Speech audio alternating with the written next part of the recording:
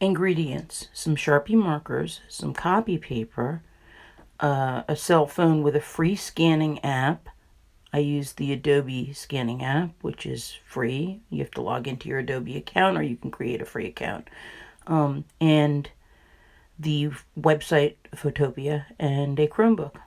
How to create original assets for your digital art and put together beautiful digital art work using only a Chromebook, a cell phone, and some free apps. I started out by drawing a few assets onto copy paper.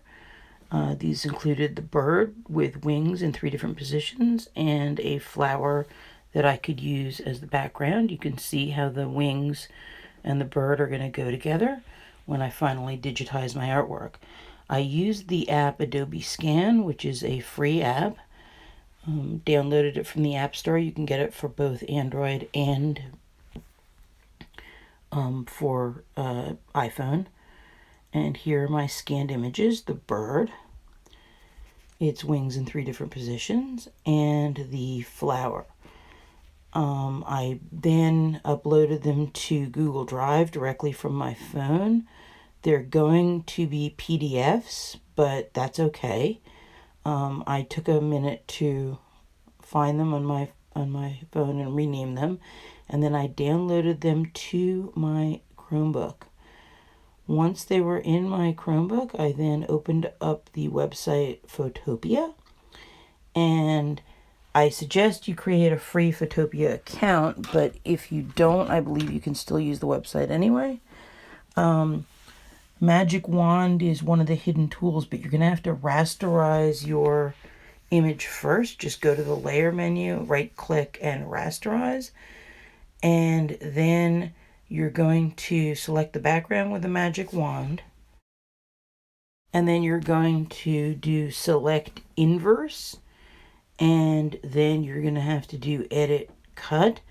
And you're going to have to paste your image into a new Photoshop document, a new PSD. So I'm doing file new. I'm making sure it is a transparent background, that the pixels per square inch are 300, and then I'm going to do edit paste. Just moving it around, resizing it. When you do transform and scale, you have to hit the shift key or you're going to mess up the aspect ratio. So you hold the shift key down when you do edit, transform, scale. So now I'm going back to opening up another document. I'm going to go to the layer menu, and I'm going to right click rasterize layer. When you rasterize something, it changes it from a smart object, a vector-based object, to pixels. So when you go to the menu and the layer menu, right click rasterize, you're making it so that you can cut out the background. So I'm doing edit cut, and then I'm pasting the wings into a new document. Let me see if I can narrate the procedure in real time as I'm doing it. So I'm resizing the bird. I'm going to have to hold the shift key so that I keep the aspect ratio the same. Edit, transform, scale. Edit, transform, rotate. When I get the bird in the proper position that I want, I'm going to open up the image with the wings. And I have to right click rasterize layer. And then once the layer is rasterized, I'm going to use the magic wand, select the background, select inverse, edit cut. Go back to the bird document and edit paste.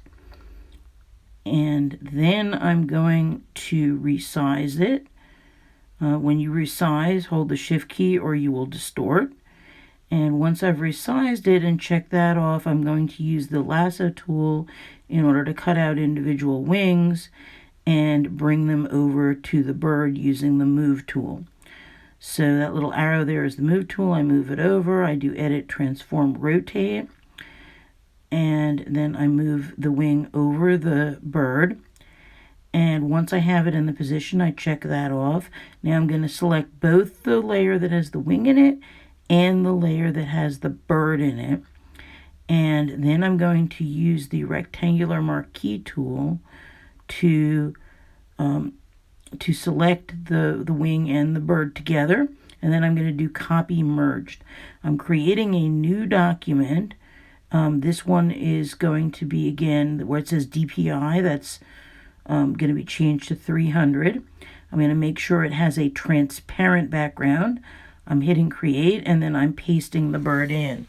So what I did was I selected both the layer that had the wing in it and the layer that had the bird in it on the right from the layer menu. The way you do that is you hit the shift key and you can select multiple layers. Then I did the rectangular marquee tool, and then I did copy merged, and then I pasted it into the new document. So what I copied was that rectangular selection from both layers. That holding the shift key down and selecting several different layers will allow you to copy a merged image without merging the image in the Photoshop document itself. So that way you can swap out various assets, for instance, the wing in different positions, without having to undo anything. You can just select multiple layers. So I'm starting to close out documents that I don't need anymore, and I'm making the wings in different positions by dragging the lasso around the wing and then using the move tool. And in that way you don't have to create a new layer for each wing, because you're just going to that layer and you're using the lasso to select specific things. You can rearrange and move stuff without creating new layers that way. So I'm put a lasso around one of the wings, and I am moving it into position using the move tool, and then I'm rotating it using edit, transform, rotate. And now that I have the bird's wing in the position I want, I'm hitting the check mark at the top, and then I'm going over to the layer menu, and I will be selecting the layer that has the wings, holding the shift key down, and selecting the layer that has the bird. So I'm selecting two layers at once. Then I'm using my rectangular marquee to select the entire bird, and then I'm doing edit, copy, merged. I found that the rectangular marquee actually selected part of the wing, which I didn't want. So I'm going back to that layer, just that layer. So I had to deselect the other layers. Click on the layer that has the wing in it and move the extra wing out of the way. And then go back, select the wing layer, the bird layer, use the rectangular marquee to select just the entire bird, and then do copy merged, and now I can paste it into my new document. And when I'm done messing around with that, I'm going to go back to my flower. I'm going to open up the flower that I downloaded from my Google Drive, which is also a PDF, which is the wrong format, but I'm going to fix that by rasterizing it and selecting the background with a magic wand, selecting inverse, cutting it, and putting it into a new document, which is now a Photoshop document. Anyway, here it is in my new document, and I'm bringing it over, and now I can duplicate the flowers by changing the position, by doing edit, transform, flip horizontal, by doing edit, transform, scale.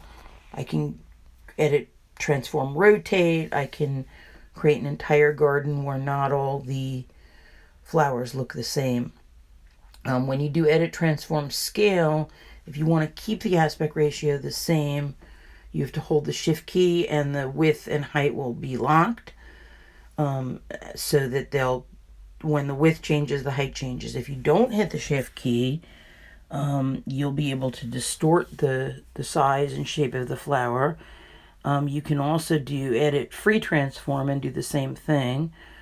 But notice how I'm starting to play around with creating an entire garden and creating a new composition. I'm going to just mess around with that, so I'm going to speed up the video for that part. While you're watching me do this part, let's take a minute to talk about color. So the most effective way that I found to color in this type of illustration was to zoom in on the image. So that would be using the magnifying glass get real close and use the magic wand selection tool to select multiple areas of my images, and then use the gradient tool to fill them in. So if you're using the magic wand and you're trying to select several different white parts, you click with the magic wand on the white part, then you hold the shift key down while you click on other parts, and that adds to your selection. I'll show you what I mean right now. So I'm going to skip through a lot of the muddling around and experimenting I did with adding different colors. Remember, this program isn't quite Photoshop, so there's some things you can't do as effectively. What I did do was I did add another layer to the very bottom, and I put a gradient in there using a very similar technique that you'd use in Photoshop for the sky. Now I'm going to zoom in on one of the birds real close. I'm going to take my magic wand. I'm going to click a white area of the bird and then hold the shift key, click another area until I have the entire bird selected. I'm going to click on the foreground and background colors and change them to create a nice gradient. So I decided the bird's going to be pink and white. And then I click on my gradient tool, and if you look up at the top, you're going to see a little window with some choices of types of gradients. So I picked the one that transitions from the foreground to the background color, and then I just clicked my mouse slightly above the bird and dragged it slightly below the bird, so it created a gradient of color on the bird. So you just keep going to different parts of your artwork and changing the foreground and background color, using the magic wand and the shift key to select multiple parts, and then filling different things with different gradients of color. You can certainly do edit, fill, and fill stuff with a solid color as well, but that wasn't the look that I was going for in this particular piece of artwork. Of course, you can also make the birds colored in and then duplicate them if you want them all the same color. That's something that would make this faster and more effective. And now I'm going to the flower, and I'm going to do the same thing. I'm going to zoom in on the flower, click on different parts of it with the magic wand to select them, and then do another gradient. One thing that I want to point out is that it's very easy to get confused about what layer you are in. And you'll feel like you're selecting things, and then when you do the gradient, it's not filling because you're actually in the wrong layer. So my suggestion is you make use of that little eye tool that's next to the layer. If you click on the eye and the thing you're looking at disappears, you're in the correct layer. And then you unhide it, and then you can start selecting.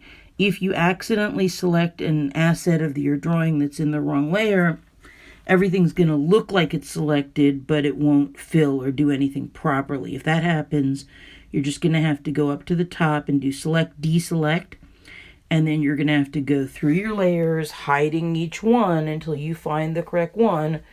Then unhide it, make sure you are clicked in that correct layer, and then you're going to have to do your selecting all over again. In Photoshop, there's this thing where if you accidentally select in the wrong layer, you can do select, deselect, get into the correct layer, and then do select, reselect, so that you are in the correct layer with your selection, so that all that work isn't for nothing. Unfortunately, Photopea lacks that feature, and you just have to do it over again. You just have to be a little bit patient. So they haven't quite caught up with the modern Photoshop yet in that regard. If you have me for digital art, you're going to be drawing on paper, scanning your work, and coloring it using Photopea and creating a composite picture like the one above. It should include a landscape and some characters. Those characters may be real or imagined. They may be people or animals. You may reuse anything that you have drawn yourself from any previous project, as long as you yourself drew it on paper and you yourself outlined it with Sharpie and you scanned it and then brought it into Photopea. It must be drawn by you. It must be scanned, not photographed. and it must be manipulated through this technique in the program Photopea unless you have Photoshop at home. If you are one of my computer animation students, you're just going to be creating a character in 3 different positions. So in my case, I created an imaginary bird with its wings in 3 different positions. You may create a person with arms and legs in 3 different positions. You're going to be scanning them in exact same technique. You're going to be coloring them exact same technique, and you're going to be saving all the assets. So for instance, in my case, it's the bird and the wings as PNGs with transparent background, and they must be colored in.